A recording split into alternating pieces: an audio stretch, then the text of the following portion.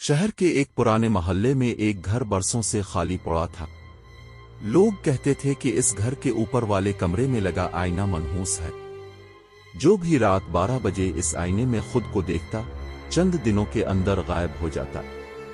اکثر لوگ اس بات کو افواہ سمجھتے تھے، لیکن 22 سالہ سعد کو ایسی باتوں پر یقین نہیں تھا۔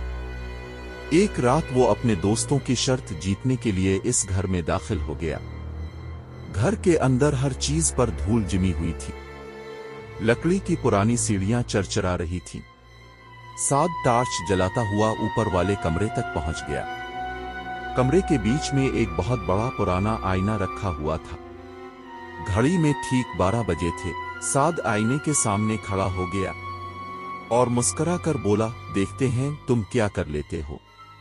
چند لمحوں تک کچھ نہیں ہوا، پھر اچانک کمرے کا درجہ حرارت کم ہونے لگا۔ سعد کی سانسوں سے دھند نکلنے لگی۔ اس نے آئینے میں دوبارہ دیکھا۔ پہلے تو سب معمول کے مطابق تھا، لیکن پھر اسے محسوس ہوا کہ آئینے میں موجود اس کا عکس پلک نہیں جھپک رہا۔ سعد نے فوراً پلک جھپکائی، مگر آئینے والا سعد ویسے ہی کھڑا رہا۔ اس کے چہرے پر ایک عجیب مسکراہٹ پھیل گئی۔ سعد خوف زدہ ہو گیا۔ اس نے پیچھے ہٹنے کی کوشش کی، لیکن آئینے میں موجود عکس اپنی جگہ سے باہر نکلنے لگا۔ ایسا لگ رہا تھا جیسے آئینے کی سطح پانی بن گئی ہو۔ ایک ہاتھ آہستہ آہستہ آئینے سے باہر آیا، پھر دوسرا، اور پھر پورا جسم۔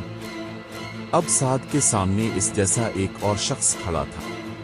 وہی چہرہ، وہی کپڑے، وہی آواز۔ نقلی سعد مسکرایا، آخر تم آ گئے۔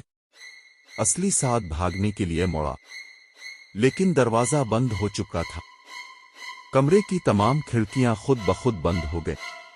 اچانک بتی جل اٹھی۔ دیواروں پر سینکڑوں تصویریں لگی ہوئی تھیں۔ ہر تصویر میں کوئی نہ کوئی شخص تھا۔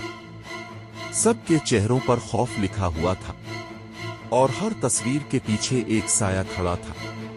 سعد نے غور سے دیکھا، تمام سائے ایک ہی چہرے کے تھے، اس کے اپنے چہرے کے۔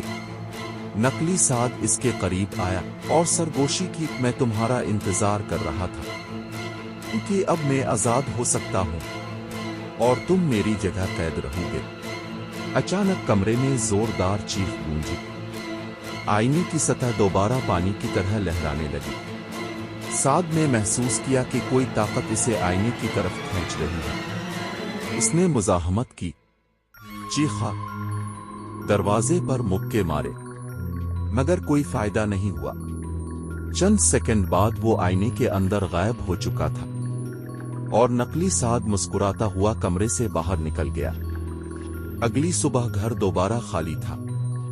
پولیس کو صرف سعد کا موبائل ملا، مگر سعد کہیں نہیں تھا۔ کہانی یہیں ختم نہیں ہوئی۔ آج بھی اگر کوئی آدھی رات کے وقت اس آئینے کے سامنے کھڑا ہو، آئینے میں کبھی کبھار ایک نوجوان لڑکا مدد کے لیے ہاتھ ہلاتا نظر آتا ہے، اور اگر غور سے سنو تو ایک دھیمی آواز آتی ہے، یہ آئینے میں مت دیکھنا۔